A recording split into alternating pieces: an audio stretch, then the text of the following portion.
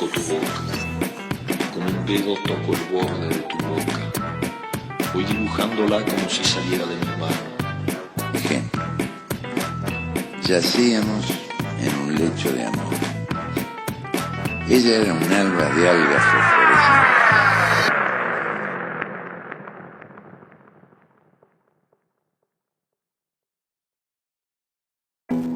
Hola, hola, hola a todos, ¿cómo están? Bienvenidos a un nuevo Desbocados, el Desbocados número 43, este 21 de octubre de 2025, un día hermoso, primaveral.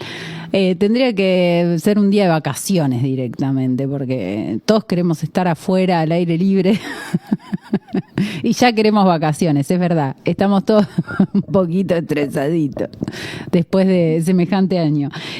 Hoy tenemos una invitada muy especial, seguramente muchos nos estén viendo a través del canal de YouTube de @radio93.1 y también pueden ir a ver los viejos Desbocados en el canal de YouTube de Desbocados, y si no, nos escuchan a través del dial de la radio.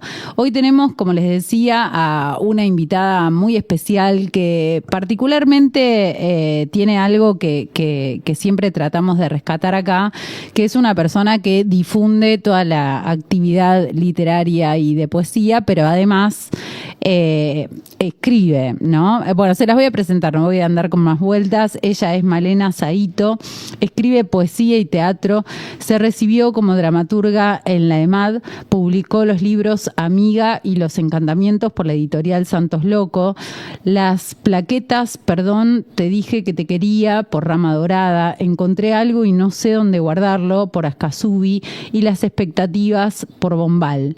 Sus poemas forman parte de varias antologías nacionales. En 2025, Amiga se publicó en México a través del sello editorial de la Universidad Autónoma de Nuevo León.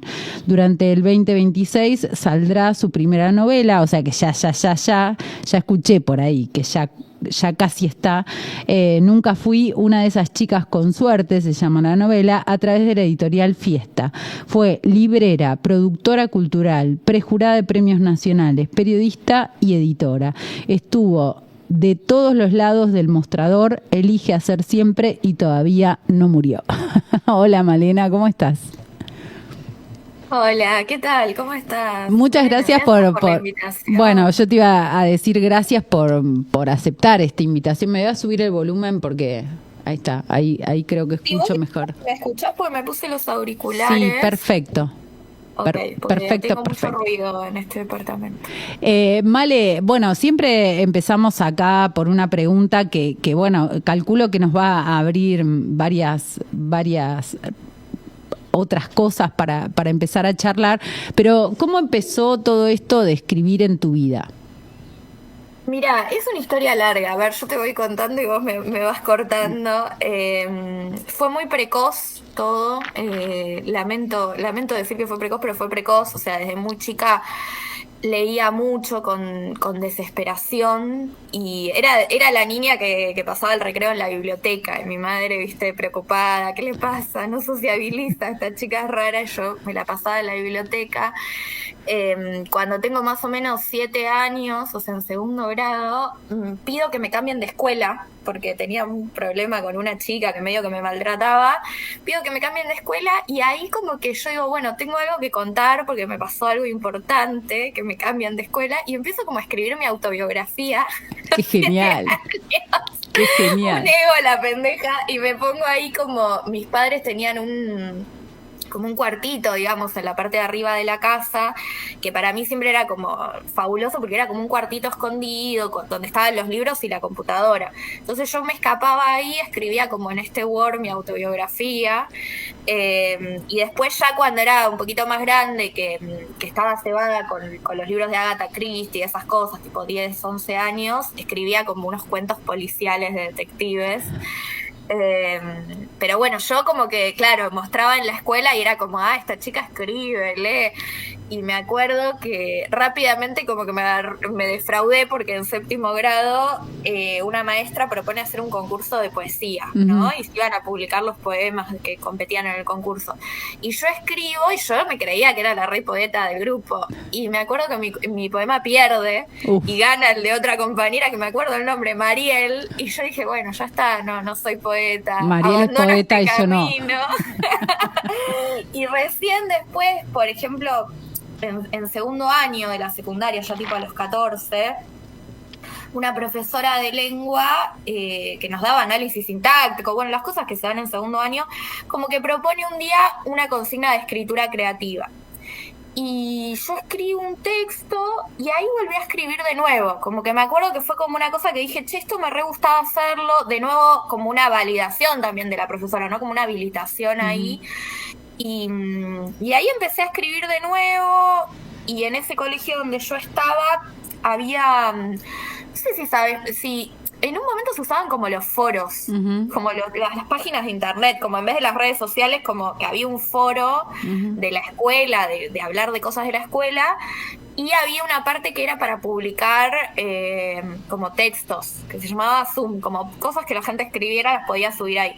Entonces yo ahí empecé como a publicar y me empecé a hacer como amiga de un grupito de gente, primero virtualmente y después ya de encontrarnos en el patio, en el recreo, que escribía y que le gustaba la literatura.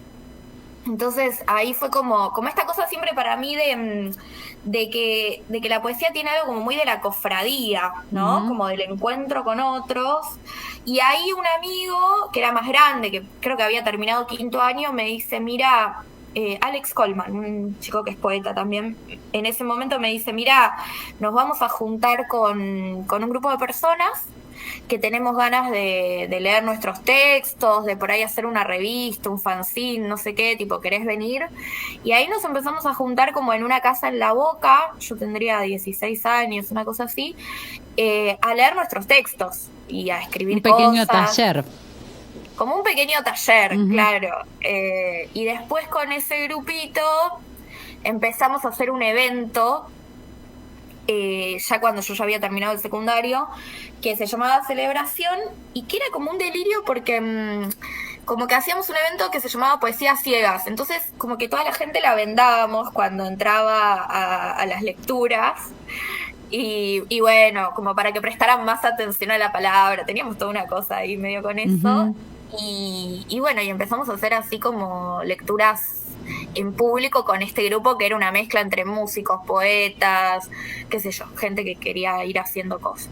Como casi siempre sucede, ¿no? Como que hay una mezcolanza y no son solo escritores, digamos. No, siempre hay una mezcla que está buenísimo, ¿no? Y que enriquece de todos lados. Había gente de teatro, bueno, no sé, un poco de todo. Y después sí, otro comienzo que yo puedo nombrar es que me pasó que un día caigo a la FLIA, la Feria del Libro Independiente, también por esa época, te diría 16, 17 años, que la Feria del Libro en ese momento se hacía en Marcelo T, en las sedes sociales, en un estacionamiento grande, y era como, bueno, todas editoriales independientes, fanzine, qué sé yo.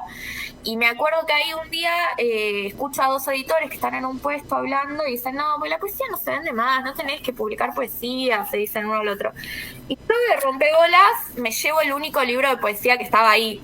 Probablemente era una estrategia de ellos para venderlo, pero en mi mente era como, bueno, estoy acá apostando por la poesía. Y me llevé un librito que se llamaba Cassandra Cactus, de una escritora chaqueña, poeta, Rocío pasó Navarro. por acá. ¿La pasó por acá? Sí, pasó por acá. ¡Ay, qué lindo! Bueno, y me llevo el libro de ella y me fascino. Me acuerdo que quedó todo destruido ese libro porque yo lo llevaba para todos lados, lo leía, no sé qué. Y un día veo en página 2, en Radar, digamos, en el suplemento que mi vieja lo compraba, que había un evento de poesía un domingo en un lugar que se llamaba Casa Brandon, que yo no conocía. Estaba con 2 amigos paviando un domingo de 5º año y decimos, bueno, ya fue, vayamos para allá a ver qué onda. Caemos y ahí me cruzo, bueno, había una feria de libros también, veo el libro de Rocío Navarro, me pongo a hablar con el que estaba vendiendo, que era Diego Arbit, y me dice, y le digo, ¿me puedes conseguir más libros de ella? ¿Quién es? No sé qué. Y me dice, no, bueno, pero te puedo pasar como un mail. Y me empecé como a mandar unas cartas con Rocío. Mira. Y ahí, bueno, conocí en Casa Brandon un poco lo que era el movimiento de la poesía oral, el sucede, el slam, el pacha, como que a partir de ahí también empecé a como a circular o a pasar por ese mundo, digamos, que fue como muy importante para mis generaciones. Uh-huh. Sí, estaba pensando, ¿no? Como siempre decís, o fuiste o volviste o estuviste siempre en contacto con otros, ¿no? La escritura, sí.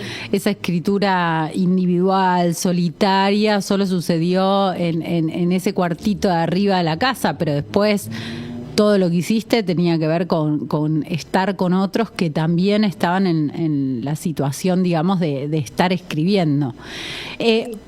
Digamos, de ahí a estudiar dramaturgia, ¿qué vínculos le encontraste? ¿Cómo fue la vuelta para entrar en el arte dramático desde la escritura de narrativa y de poesía, por lo que comentabas? Está buena la pregunta. Mira, en principio yo con otro grupo de gente, porque hay muchos grupos de poetas en mi vida, son como muchas porque nos queremos entre todos.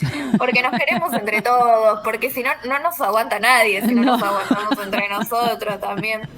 Y me acuerdo que, bueno, en algún momento, como si te dijera en el 2012, 2013, yo estaba estudiando letras, empezando a estudiar letras, digamos, que es el camino típico que uno te gusta leer, qué sé yo, te gusta escribir, vas a letras, y me quedo afuera como por no presentar un papel, o sea, por una cuestión burocrática de PUAN, no puedo cursar el siguiente cuatrimestre. Entonces me agarra como un panic attack y empiezo a pensar qué hacer, qué sé yo, y bueno, me anoto en edición, no sé qué, y me anoto en un taller de poesía y actuación, que lo daba Alejandro Verón Díaz, taller que lo daban Alejandro Verón y Diego Barbit, que era de como actuación de textos, no sé qué. Entonces ahí como que se empieza a mezclar algo que cuando era chica a mí me gustaba el teatro o hacía teatro, siempre fui de ir a ver mucho teatro, pero acá era como escribir y como actuar el texto, ¿no? Como buscarle una vuelta. Y ahí yo conozco como a un grupo de poetas como que son hoy en día mis amigos también, y armamos una especie de intento de espectáculo poético que yo dirigía, porque yo lo había convocado, no porque supiera dirigir, pero era como, bueno, vos agitaste, hacete cargo. Y ahí yo digo, che, me gusta esto de dirigir, de pensar la puesta, qué sé yo, y me anoto entonces a estudiar dirección de teatro en la EMAD. Que es como el conservatorio, no es como la escuela de dramaturgia metropolitana de la ciudad. Bueno, me anoto ahí, eso la verdad que no funciona, lo termino dejando, pero siempre a mí me había como fascinado, no sé, el mundo del teatro, o sea, esa posibilidad de crear historias y que se puedan montar, poner, ver, ¿no? Todo lo que pasa con eso. Y muchos años después, te diría, en la pandemia, fue que ahí estudié dramaturgia en la EMAD, o sea, que volví como a conectarme con el mundo del teatro, que para mí es un mundo casi secreto mío, porque todo lo que yo escribo en teatro no lo muestro, no lo monto, o sea, tengo muchos problemas con eso. ¿Por qué? Porque es como loco, porque le tengo como un respeto exagerado al teatro, ¿viste? Donde me cuesta mucho hacerme cargo de eso, pero a la vez también pienso que está bueno a veces tener secretos en la vida, o sea, por más que yo diga que soy dramaturga y qué sé yo, que es una forma de forzarme a en algún momento que eso salga a la luz. También es un espacio de pensamiento, ¿no? Y es un espacio, para mí, el teatro que me ha nutrido toda la escritura. O sea, yo creo que, por ejemplo, esto de publicar una novela el año que viene tiene que ver con que yo pude terminar obras de teatro, o sea, como que pude llegar a pensar finales, a pensar estructuras, a aprender sobre personajes, como que hay algo de eso que lo pude extrapolar, digamos, a la narrativa. Con otra tranquilidad, con otra experimentación, desde otro lugar por ahí. Lo que se escucha es como si el oficio de escribir, digamos, tuviera varias aristas y vos trataras todo el tiempo de captar desde distintas distintas aristas la escritura misma, como si fuera insuficiente en un punto. Sí, sí, sí, yo creo igual sí que la poesía es como la madre de todos los otros géneros, o sea, como que siempre me parece que quien puede escribir poemas como que puede pasar más fácil de género a veces, con sus problemas, ¿no? También, pero sí, hay algo de que me parece que no todo puede ser un poema, ¿no? Y como que uno también, hay cosas que piden distintos formatos. De ¿Cómo te das manera. cuenta, digo, en esa... bueno, no sé cómo empieza la escritura en voz, digo, si empieza como una especie de flash que viene a tu cabeza, de murmullo que venís masticando, digo, pero hay en definitiva un sentarse a escribir, y cómo distinguís si eso es un poema, es un cuento, es una novela, es una nota periodística, o una obra de teatro, ¿cómo te das cuenta? Es una buena pregunta. Yo creo, o sea, ahora mientras te escuchaba decir esto pensaba como que siempre yo escribo a partir de una pregunta o de una molestia. O sea, para mí la escritura es un espacio de pensamiento, como que cuando algo se me atora en la cabeza, como, che, estoy re enojada con esto, o estoy como pensando mucho esto, o me está llegando como mucho afuera esta pregunta, no sé qué, como que hay algo de eso que empieza como, necesito la escritura para pensarlo, como para tomar forma, como para ver hacia dónde va. Y muchas veces creo que como que va mutando, o sea, no sé si me doy cuenta al toque de qué es lo que es, ¿no? Pero hay algo donde a veces por ahí el poema, o sea, yo igual también los libros de poemas los trabajo como si fueran una obra, o sea, como no pienso al poema solito, sino que siempre lo pienso como, o lo trato de pensar en serie, inscripto como en un recorrido. Entonces creo que hay algo de eso. Y después también, no sé si yo me doy cuenta sola o tomo la decisión, como tipo, che, esto quiero que sea una obra de teatro o va por este lado. Pero por ejemplo, no sé, la novela que voy a sacar ahora empezó siendo un cuento, y de repente dije, che, pero no, yo quería decir más cosas. O sea, no va a Le ser falta, claro. le falta. O sea, quiero meterme más con este mundo. Algo un poco de eso, siento. Sí. Claro, por eso decía, ¿no? Como que la escritura pareciera ser todo el tiempo insuficiente en un punto, Sí. ¿no? Indagarla, preguntarle a la misma escritura, en el mismo proceso de escritura, hacia dónde o qué o esto, ¿no? De pasar de un cuento a una novela. Ahora, también es otra arista tuya el periodismo, digamos, que es otra forma de escritura. Digo, todo el empeño está puesto en esto, contra todas las buenas piedritas de colores que propone el sistema. Te vas a un lugar donde no hay rédito, digamos, no hay rédito en el sentido capitalista del rédito. Sí, sí, yo creo que uno también es, o sea, como que uno escribe siempre porque lo necesita, porque no hay otra, no sé, a mí a veces me pasa eso, como realmente no es solo una elección, sino que es algo como imparable, como que lo necesito, como necesito leer, digamos, también de alguna manera, porque cada vez que me doy cuenta de que estoy leyendo poco se me empieza a atorar el cerebro. Un poco me pasa lo mismo con la escritura. Yo siempre digo como que los escritores, bueno, no sé, los escritores, yo, que también me cuesta llamarme escritora, aunque escribo todo el tiempo, tenemos muchos problemas con las palabras, con el lenguaje, con esto que vos decís de no alcanzo. O sea, estamos todo el tiempo trabándonos en la palabra, sospechando de la palabra. Digo, muchas veces me pasa que me dicen, vos que sos escritora, ¿por qué no venís a dar un taller sobre, no sé, corrección, ortografía, análisis? Y yo digo, no, yo tengo un montón de problemas con todas esas cosas. Es como que es un saber que opera por el otro lado y que a la vez nunca, que eso también es maravilloso de la escritura, como que nunca llegas a un punto en el que decís, listo, ya está, lo sé hacer bien, ya fue, esto es piloto automático, aprendí a manejar. No, siempre que te cae una nueva nota, te cae una nueva propuesta, estás escribiendo un nuevo poema, estás ante un problema con la lengua. Y eso me parece que igual es buenísimo porque te hace hacerte, como te sostiene en un estado de pregunta, ¿no? Eso en una mirada, digamos, amable. La otra vez, hablando con Tom Maver, él decía, bueno, uno ya sabe el oficio, si quiere puede, digamos. Podés escribir un poema desde el oficio, decir, bueno, a ver qué onda, a ver, voy a escribir esto. Como podés intentarlo casi a manera de ejercicio de taller. Pero el poema es otra cosa, ¿no? Viene a esto que estás diciendo vos, pone en crisis de alguna manera algo. Sí, te deja en estado de pregunta en un punto.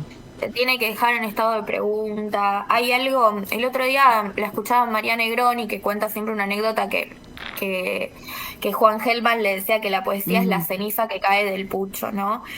Y yo pensaba, bueno, es increíble, ¿no? Como en esa pequeña metáfora se dicen un montón de cosas, ¿no? Como que la poesía primero es algo que transforma el estado de la materia, hay algo que se tiene que perder, hay algo que se tiene que quemar, hay algo que pasa de un pucho a las cenizas, o sea, del singular al plural, digo, hay un montón de cosas que están como cifradas en esa aparente metáfora sencilla y digo, me parece que uno cuando escribe tiene que dejarse atravesar por todas esas cosas. O sea, la verdad que no sé para qué querría escribir un poema por oficio, ¿no? Como claro. Hay algo ahí donde uno dice, no sé, o sea, ¿para qué?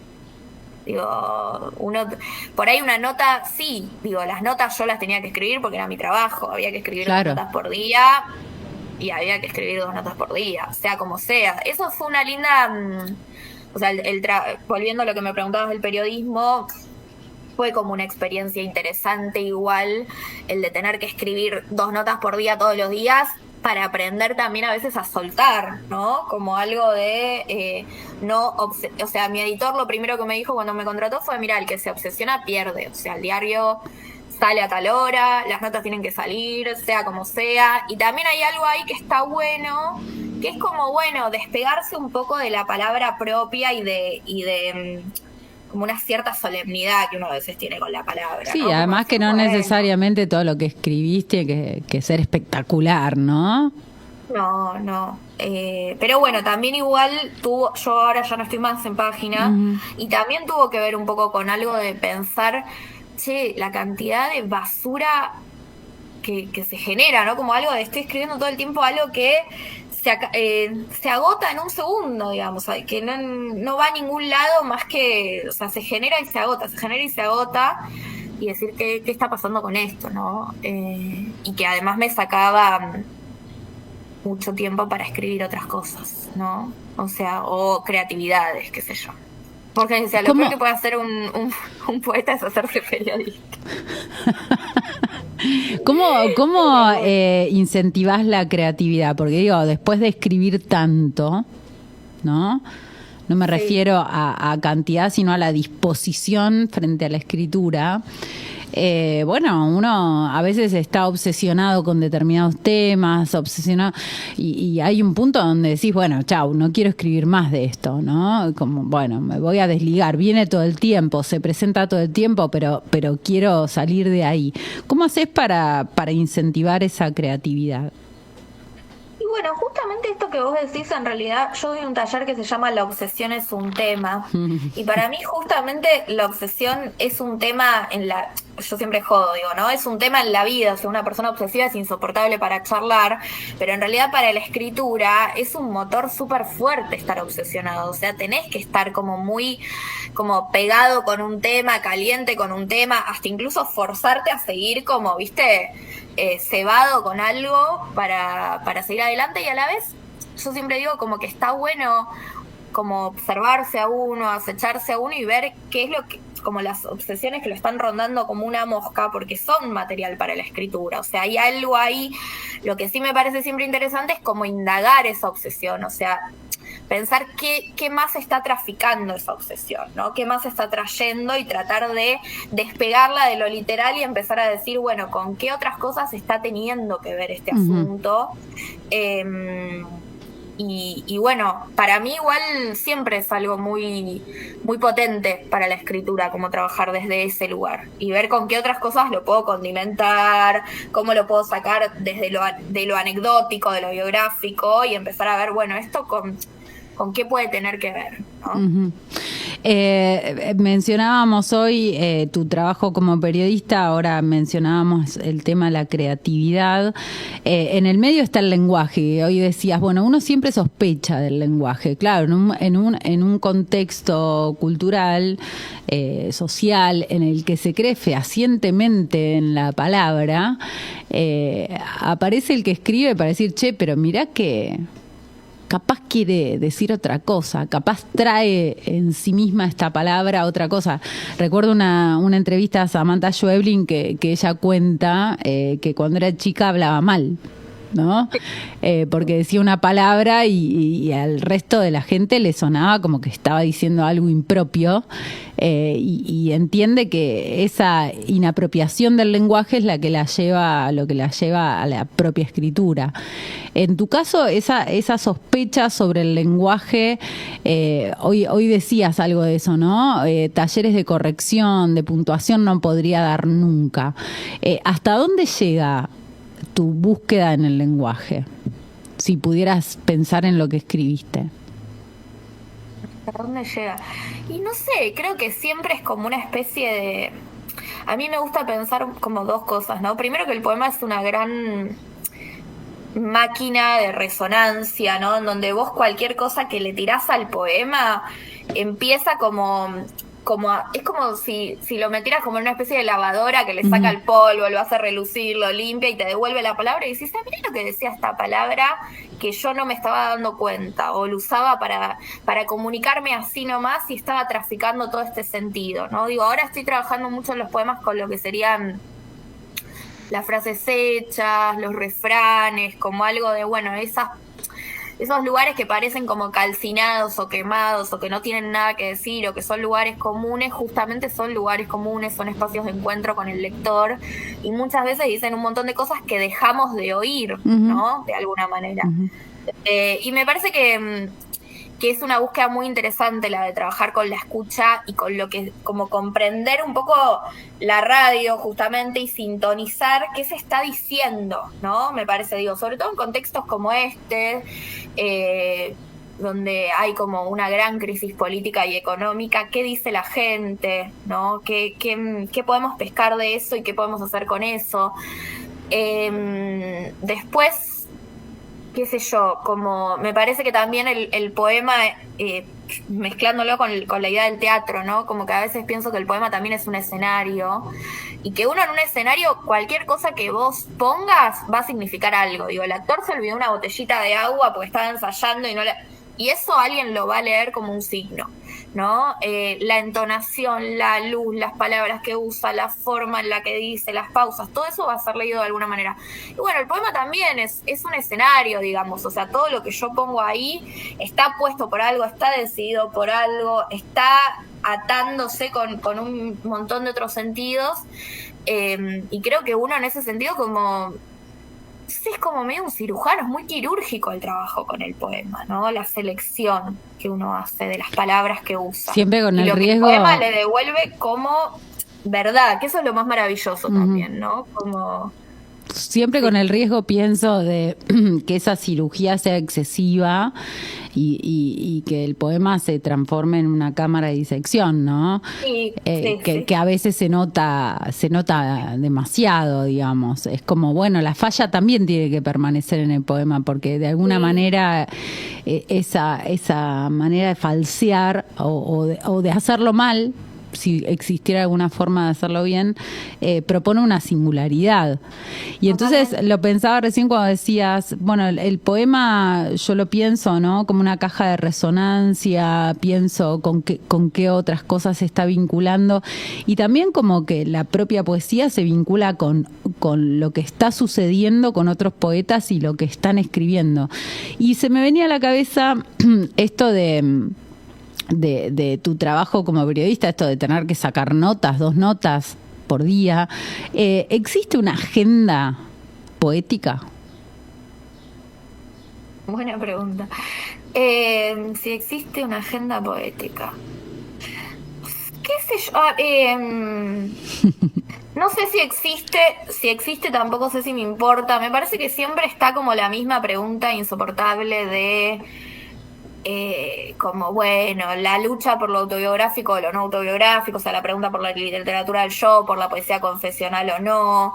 Siempre está, o sea, ahora lo que más escucho es que la gente dice, no hay crítica, no hay crítica, no hay crítica, y donde ¿Crítica a qué? ¿Al como que no hay social? crítica literaria, como que se Ah, acabó el momento de la crítica literaria y que ahora solamente los poetas como que se tiran buena onda entre sí, digamos, como que no hay disputa, ¿sí? Que muchas veces, o sea, escucho a mucha gente diciendo eso y siempre digo, bueno, hagan algo, no sé, háganlo. a criticar a la gente, qué sé yo. Y donde también a mí lo que me siempre me suele pasar es que pienso que esa gente quiere que haya crítica para que venga una crítica a decirles ustedes son unos buenos poetas y nosotros son unos malos poetas, como si buscaran como algo de esa legitimación última. En algún momento igual nosotros teníamos un grupo de poetas que se llamaba OVA, la OVA incompleta, y que siempre soñábamos, como todos los grupos de poetas, con hacer una revista que nunca existió y jodíamos con que el primer número se iba a llamar Nosotros tiramos la primera piedra, iban a hacer autocríticas de nuestros poemarios, o sea, cada uno iba a criticar su poemario y darse con un hacha, pero al final no lo hicimos. Claro, yo pensaba incluso en lo estilístico, digo, si no hay como cierta agenda, cómo debe escribirse, ¿no? Como en ese entramado de distintos grupos de poetas, ¿no? Uno puede distinguir ciertos estilos, pero también hay como una hegemonía de cómo debe escribirse. Sí, seguro. Yo no, o sea, como que yo siempre pienso que justamente lo interesante de la poesía es que está siempre escapándose a la definición, ¿no? O sea, es aquello como que está siempre huyendo de ser definida y a la vez está siempre como fundándose un nuevo territorio el poema, ¿no? Está como todo el tiempo diciendo, esto se autopercibe como poema, ok, ¿por qué? Digo, está como todo el tiempo fundando algo nuevo, escapándose de lo viejo, trazando una pregunta, obviando la certeza. Entonces, como que quien viene a decirte, la poesía es esto, y se escribe así, sospecharía muchísimo. ¿Por qué no? Y justamente eso es lo maravilloso que tiene de alguna manera y lo que le hace ser un género del que mucha gente como que dice, yo no entiendo nada de la poesía, no sé, no se entiende. Como no hay reglas claras, no sé qué es lo rupturista, qué es lo que no, bueno, chau, no sé, no entiendo. No entiendo. Como si Para mí hubiera que es entenderla, ¿no?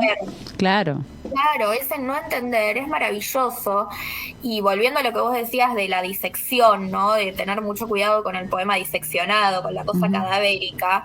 Creo que también en ese sentido sí hay que tener mucho cuidado con el interpretacionismo o con esta idea de voy a entender lo que dice el poema como de una vez y para siempre. Tipo, este es el secreto del poema y ya lo descubrí. Es como, no, el poema está todo el tiempo diciendo más de una cosa a la vez, incluso sin que el poeta que lo escribió se dé cuenta de lo que está diciendo, ¿no? Por eso uno lee un poema hoy a la mañana y hoy a la noche y mañana a la tarde y vamos a encontrar cosas distintas en ese poema. ¿Qué te pasa cuando lees tus primeros poemarios? ¿Qué encontrás? Sí, mi primer poemario es el poemario que más se leyó mío, entonces es muy fuerte eso para mí porque es un poemario que escribí, se llama Amiga el libro, y es un libro que escribí a los 20 años y es como el libro que más gente leyó de lo que piensa que es mi poesía, entonces como que para mí es re fuerte porque lo escribí hace 10, 11 años. ¿Lo querés Y quemar? hay algo ahí de... No sé, como que hay algo ahí donde yo me veo muy chiquita, ¿no? En las cosas. Pero por otro lado digo, bueno, no sé, la gente sigue encontrando cosas ahí. Yo a veces lo releo y digo, bueno, algo había, como que a veces lo miro con cariño. A veces digo, ay, no. Me pasó ahora que lo publicaron en México, que me asignaron como una editora para trabajar con el libro, ¿no? Y ella me hablaba un poco, me cuestionaba los cortes de verso, cosas, no sé qué. Yo le decía, mirá, tenés absoluta razón, o sea, los cortes de verso no me gustan, pero tenía 20 años, qué sé yo, no sé, era como cortaba el verso en ese entonces, y no sé si le quiero cambiar el corte ahora porque es un archivo, digo, ustedes están republicando un libro de hace un montón de años, que me parece que está bueno que quede igual fiel. Como en ese sentido dije, si yo me tuviera que poner a reescribir este libro o a corregirlo, y sería un libro completamente distinto, ¿no? Porque soy otra. Entonces, en ese sentido, me parece que hay algo de eso y que siempre uno se siente, por los tiempos editoriales, digo, ¿no? Vos estás escribiendo algo re cebada y por ahí eso hasta que se publica tardan 5 años. Y Sí. ya cuando se publicó ese libro, a los 5 años vos ya estás escribiendo otra cosa y ya te parece que quedó viejo. Pero bueno, está bueno también para mí laburar con eso y pensar como, bueno, son cosas que vos también te vas soltando de tu obra y te vas como desapegando de eso. O sea, empieza a ser como un ente aparte también. Te desapegás, pero no de todo. Hay cosas que tienen continuidad, ¿no? En términos de como estéticos, decís, o Sí, de tema. o cualquiera de los dos, ¿no? A veces esto que decías hoy de las obsesiones y encontrar esas obsesiones con qué otras cosas se vinculan, digo, de alguna manera las obsesiones se perpetúan en la obra de un escritor, ¿no? Seguro, seguro. Y mucha gente, de hecho, te dice en los talleres como, no, estoy harta de escribir sobre eso. Y yo digo, pero escúchame, eso se llama estilo también a veces, ¿no? Como seguir con un tema.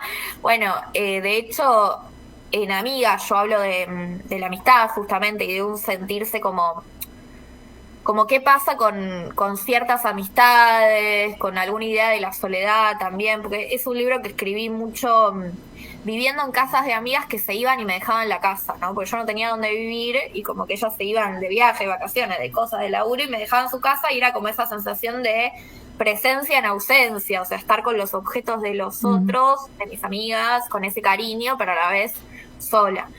Y algo de eso, la novela que sale el año que viene, justamente se mete con el tema de nuevo, ¿no? De la amistad y siento que es de alguna forma como si pudiera, no sé, como si hubiera trabajado desde el poema a la narrativa y me hubiera llevado esos 10 años poder escribir de alguna manera eso, o sea, desplegarlo un poco más. ¿Qué te falta? Pero creo que es el mismo universo. ¿Qué te falta escribir, Male? ¿Qué crees que decís, bueno, la verdad que acá no indagué y quiero? ¿Qué me falta escribir? Y cine, por ejemplo, en algún momento había hecho algo, pero no, guiones y eso, digamos. Y no, seguir escribiendo, qué sé yo, me parece que es lo más lindo de eso, como seguir metiéndose más con cada género, de alguna manera. O sea, ahora que, no, ensayo, eso es algo que tengo muy pendiente. Hermoso. Poder escribir ensayos sobre poesía es algo que quiero hacer hace mucho. Sí. Bueno, ahí escucharon Editoriales Amigas. Siempre está bueno firmar un contrato antes. Está bueno firmar un Presiona al escritor para que escriba. No, también, o sea, yo fui alumna de Margarita Roncarolo, no sé si la conociste o la escuchaste nombrar, bueno, una poeta que fue maestra de muchos poetas y con una vida poeta, performer, docente de escritura creativa, una mina muy, muy interesante. Nada, que fue mi maestra, qué sé yo, y que yo a ella le hice muchas entrevistas durante su vida y siempre tuvimos la idea de hacer un libro como hablando un poco de su práctica pedagógica, digamos, como poeta. Y eso es algo que, bueno, ella falleció en el 2020 y es algo que todavía no puedo abordar, pero es como mi gran pendiente. Bueno, ahí vamos a tener primero la novela en 2026. Obviamente vamos a estar atentos para que pases por acá a contarnos más acerca de esa novela. Y nada, no nos queremos ir sin que nos leas, obviamente. Vale. ¿Qué tenés ahí para compartirnos? Tengo, bueno, perdón, pregunta. ¿Dónde se consiguen tus libros? ¿Qué libros se consiguen? ¿Cómo hacen para hacérselos? Bien. Bueno, Amiga, que es este libro que estaba contando, y Los Encantamientos se consiguen en casi todas las librerías, los publicó Santos Locos. Y después las plaquetas ya no, ya capaz en Mercado Libre, no sé, capaz alguna se consigue, pero bueno, fueron editoriales como más chiquitas, tiradas más cortas. Encontré algo y no sé dónde guardarlo de Askazubi, Perdón te dije que te quería de Rama Dorada, Las expectativas de Bombal. Y después tengo algunos poemas publicados en antologías, en la antología de la Bienal y así, qué sé yo. Bueno, Algún busquen lado porque hay de todo. Busquen porque hay. Bueno, te leo uno de los últimos poemas que escribí, que lo escribí para la maestría de Artes de la Escritura. Sobre por qué tengo la cabeza en las nubes. No es que dijo voy a comprar pucho, sí, vuelvo, pero se perdió en el camino, decidió agarrar la Panamericana y pegarle derecho viejo, no. No es que ella dijo, me quedo en el living, la vida loca va y se fue a Europa, aunque a Europa se fue, aunque él no volvió. Es algo así como que se olvidaron, perdieron la memoria, se confundieron los papeles. No es que me acordé ahora, aunque me había olvidado también. Y cuando tenían que cuidar a alguien, pensaron que la letra chica insinuaba dejar a sus anchas, a la buena de Dios o a la mala del diablo, y cuando vino el diablo, ellos dijeron, qué mala salió, muerde la mano la nena cachorra, hace lío, mejor la abandonamos en la ruta y cuando pregunten decimos que está en el cielo. No es que estuve todo este tiempo intentando volver a casa, aunque la casa no era más que una cosa inerte, una señal que rezaba, prohibido detenerse. No es que los días que hay sol lloro, aunque cuando veo lo que se dice una familia en el parque, salgo corriendo. Tremendo. Queremos más. ¿Querés que lea uno más? Por supuesto, no dos más, tres más. Dale. Qué poemazo. Gracias. Fresquito, este salió de hace unos días. Carta al amado. No es que muerdo la mano, ni que escupo lo que me dan. No es que juego con los dientes y lastimo al que está del otro lado del río. No es que si te subo a mi lomo te hundo, aunque las faulas existen. Por algo hay destinos que no se tuercen. Cuando te acercás, me empiezo a alejar. Es algo que me enseñaron, un instinto. Lo primero que tragué estaba envenenado.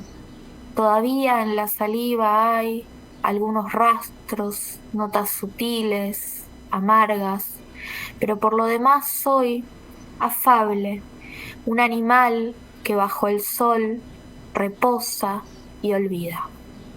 Tremendo. Gracias. Y bueno, te leo uno que escribí el otro día, bueno, con todo el tema de los femicidios que están sucediendo y que no, como que es algo que no puedo parar de pensar ni dejar que me afecte, ¿no? Como, y sobre el que siento que como que los varones que me rodean no sé, no les importa, como que no los conmueve. Digo, hay algo donde los escucho como mucho más atravesados por lo que pasa, no sé, en Gaza, que obviamente que a todos nos interpela, pero digo, como que hay algo de lo que pasa acá que es como que no pueden entrar en ese mundo. Hay como, ¿no? sí, entiendo, hay como un fuera de foco, digamos. Bueno, estamos preocupados por Gaza, pero...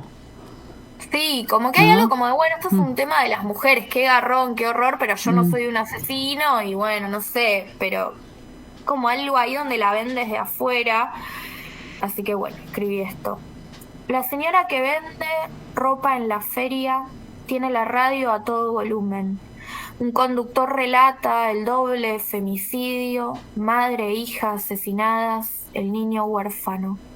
El hombre ahora preso y la voz de su madre llorando. Yo no lo crié para que fuera un asesino. Dice y retumba en la señora que me implora me cuide, que elija bien en el amor, que no se me pase por alto el disfraz del enemigo. Me reta como un alto mando, la culpa es nuestra. Los chicos rezongan, se pasaron 3 pueblos. Con el feminismo ya no se puede decir nada, siempre hay que desconfiar de los aliados en una guerra. Algo van a pedir. A cambio nos enseñaron, mientras ellos juegan videojuegos, nosotras todos los días tenemos que aprender a amar y confiar, tomar buenas decisiones, leer el odio como materia inflamable. En cualquier momento puede causar un incendio.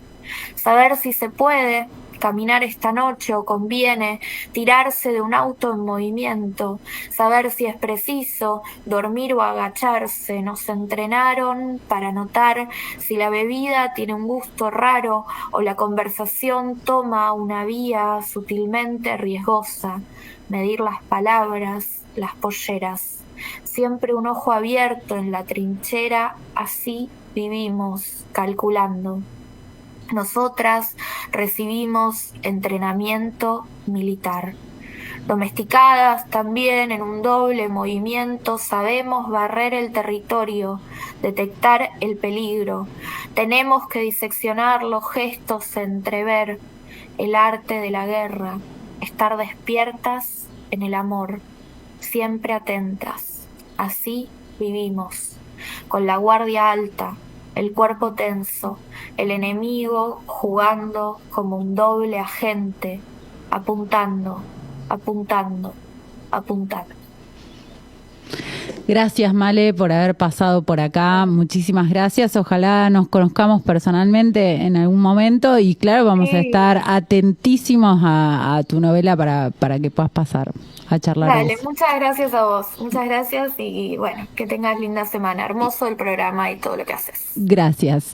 Bueno, así pasó Male Saito por este Desbocados número 43 ya en 2025. Nosotros nos volvemos a encontrar el próximo martes con una invitada de lujo. Nuevo Naven es sanitarios, griferías, caños, pisos y puertas. Somos distribuidores oficiales y servicio técnico de Peisa.